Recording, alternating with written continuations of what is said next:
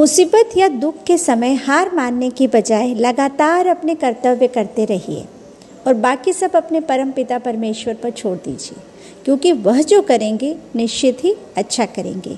आपकी सखी आज एक नई कहानी के साथ। कहानी का शीर्षक है हमारा परमात्मा की नज़र। एक अमीर व्यक्ति ने समुद्र में घूमने के लिए एक नाव बनवाई। एक दिन छुट्टी के दिन वह अकेले नाव को लेकर के समुद्र की सैर करने निकल पड़ा। समुद्र में थोड़ा आगे पहुंचा ही था, अचानक एक ज़ोरदार तूफान आ गया। उनकी नाव पूरी तरह से तहस नहस हो गई, लेकिन वह अपना लाइफ जैकेट के साथ में समुद्र में कूद गया। जब तूफान शांत हुआ तब वो तैरता तैरता एक टापू पर पहुंचा, मगर वहाँ भी कोई नहीं था। टापू के चारों ओर समुद्र के अलावा कुछ भी नज़र नहीं आ रहा था। उस आदमी ने सोचा कि जब मैंने पूरी ज़िंदगी में कभी किसी का बुरा नहीं किया तो मेरे साथ भी बुरा नहीं होगा।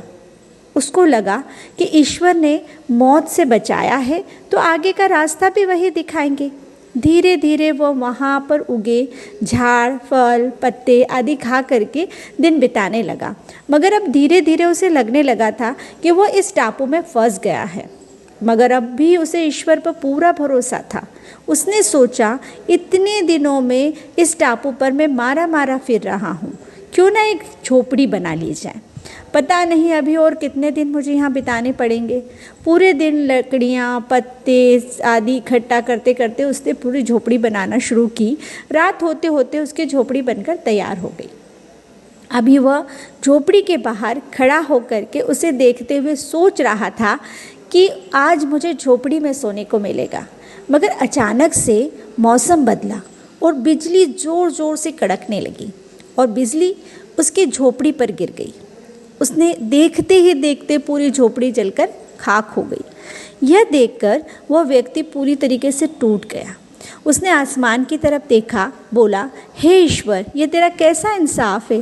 तूने मुझ पर अपनी रहम की नज़र क्यों नहीं की। मैंने हमेशा तुझ पर विश्वास बनाए रखा। फिर वह इंसान हताश और निराश होकर के सर पर हाथ रखकर रोने लगा। अचानक ही एक नाव उस टापू के पास आई। नाव से उतरकर दो आदमी बाहर आए और बोले कि हम तुम्हें बचाने आए हैं। दूर इस वीरान टापू में जलती हुई झोपड़ी देखी तो लगा कि कोई इस टापू पर मुसीबत में है। अगर तुम अपनी झोपड़ी नहीं जलाते तो हमें पता ही नहीं चलता कि टापू पर कोई है। उस आदमी की आंखों से आंसू गिरने लगे। उसने ईश्वर से माफ़ी मांगी और बोला, हे ईश्वर, मुझे क्या पता था कि तूने मुझे बचाने के लिए मेरी झोपड़ी जलाई थी। अब तो मुझे निश्चित हो गया कि आप अपने भक्त का हमेशा ख्याल रखते हैं। आपने मेरे सब्र का इम्तिहान लिया, लेकिन मैं उसमें फ़ेल हो गया। मुझे माफ़ कर दो। इस कहानी से हमें यह शिक्षा मिलती है कि दिन चाहे सुख के हो या दुख के, भगवान अपने भक्त के साथ हमेशा रहते हैं। हाँ, हम एक बार ईश्वर से रूठ सकते हैं, लेकिन ईश्वर हमसे कभी नहीं, वह हमेशा अच्छा ही करता है। अक्सर हमारे साथ भी ऐसे हालात बन जाते हैं कि हम पूरी तरह निराश हो जाते हैं, अपने ईश्वर या नियति से रूठ जाते हैं और विश्वास खो देते हैं, जिससे हमारे अर्थात आत्मविश्वास में भी गिरावट आती है। लेकिन फिर बाद में हमें पता लगता है कि परमात्मा ने जो किया वह अच्छा ही किया था, नहीं तो आज मैं यहाँ ना होता।